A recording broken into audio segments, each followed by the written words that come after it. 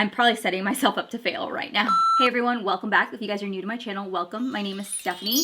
And also if you guys are returning, I'm so excited that you guys came back to hang out with me for a little bit. Today's video is very exciting because it is something that I'm going to be implementing into my channel, something I've never done here on my channel before. So for me, I'm excited about it because I'm really challenging myself to use up makeup as much as possible that I already own. I will still be doing my Shop My Stash on a monthly basis, but the project pan will be something that I also will implement on the side. That way I can get products moving even faster. So for me, this is very new. It's very exciting. I'm excited to show you guys the products that I have. If you guys want to see what I'm going to be including for my project pan for 2020, then let's get into it.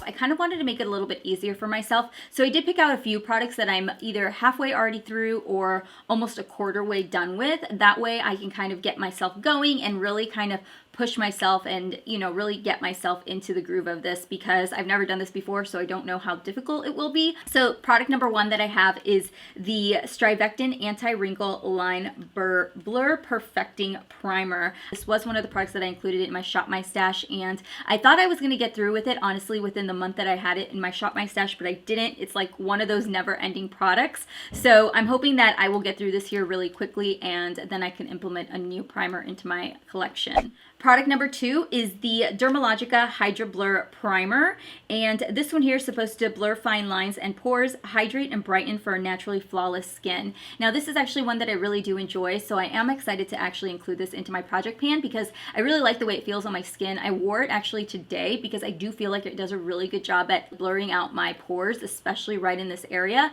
So I do have a little bit of ways to go. I would say I have about halfway through is where I'm at with this. So again, another product that I'm almost low on, but I'm pretty sure as much as I've been enjoying it that I will get pretty good use out of it. Product number three is the Farsali Rose Gold Skin Mist. This is a 24-hour gold infused hydrate, prime, and set. So for this one, you can use it either or. You can use it before, you can use it to set your makeup or like a refresh throughout the day. I do really like this. I just think it kind of got lost with everything and all of my other setting sprays and stuff like that.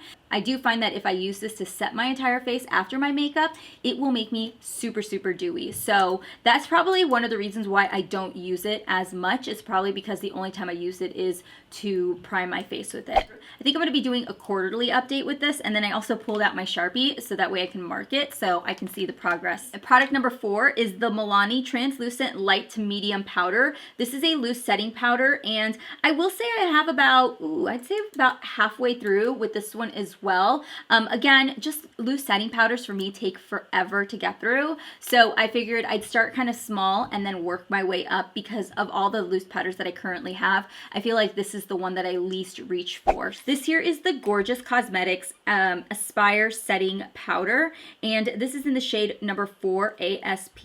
Again, another product that I don't hardly ever use. I still think the like emblem is on this, and I don't know why. I think maybe because it's so light on me that I get nervous that it's just gonna wash me out. I figured that now would be the best time to try it out, and I really don't remember how it worked or how it felt on my skin throughout the day. And for foundation, I decided to pull out one that I really do enjoy. I just feel like with all the other foundations that I've been loving, if you guys didn't see my 2019, I raved about them in there, but with all of those foundations that I've been obsessing with lately, I always forget this one, and it is the Covergirl Outlast All Day 3-in-1 Foundation, which kind of mind boggles me now because I rave about this all the time when like anybody asks for like a recommendation for like a great full coverage drugstore foundation. This is really good. So I figured I'd start off with this foundation just because I keep putting it to the side and try to get some more use out of it that way.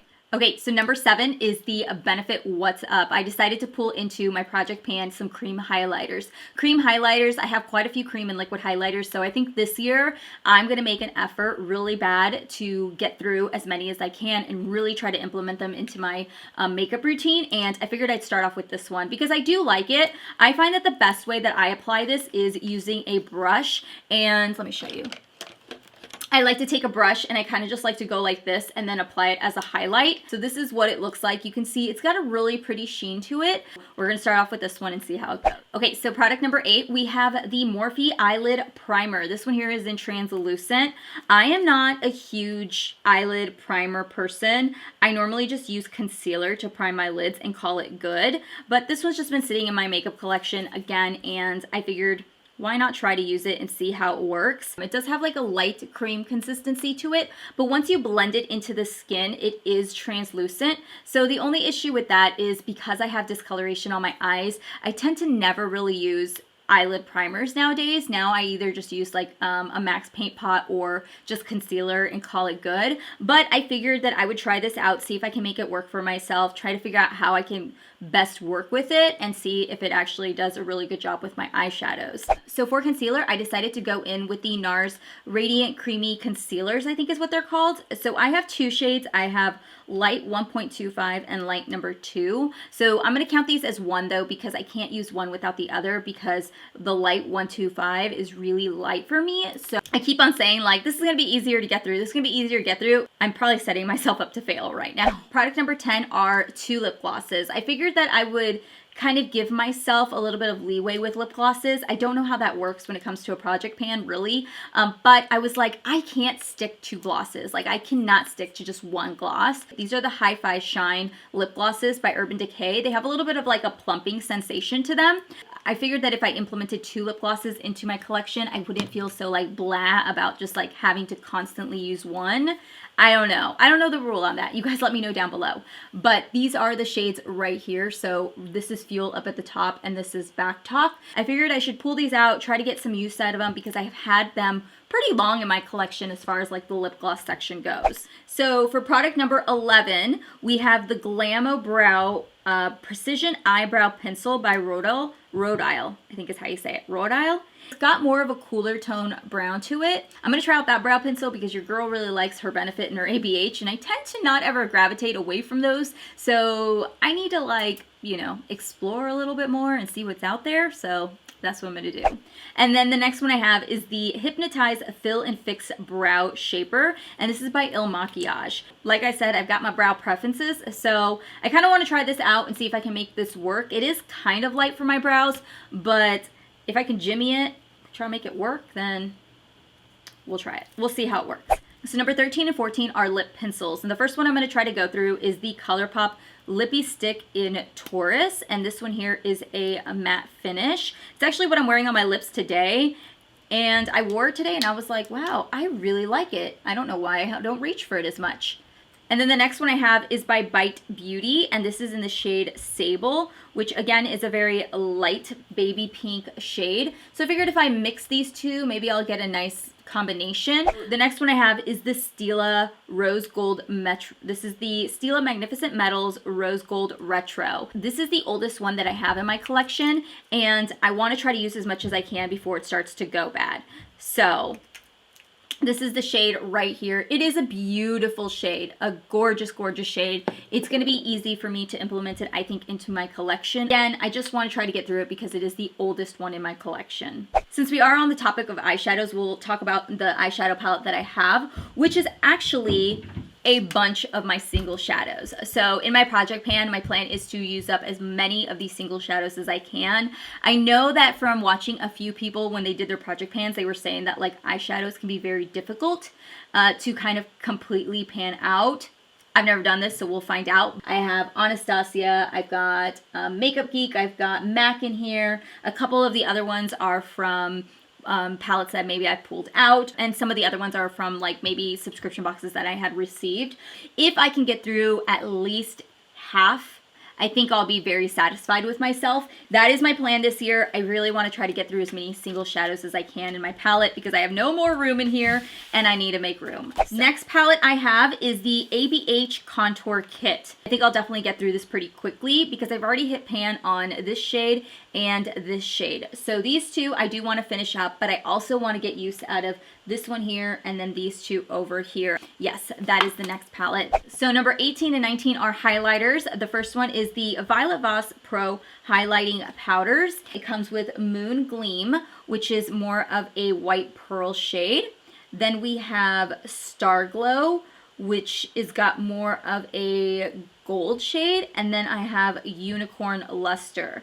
I don't know how well I'm going to be able to pull off the Unicorn Luster. So I have a feeling I'll definitely use up this one here, which is the Moon Gleam. I'll definitely use up this one. I don't know about these two, but if I can at least get one of these in, I think I'll be good.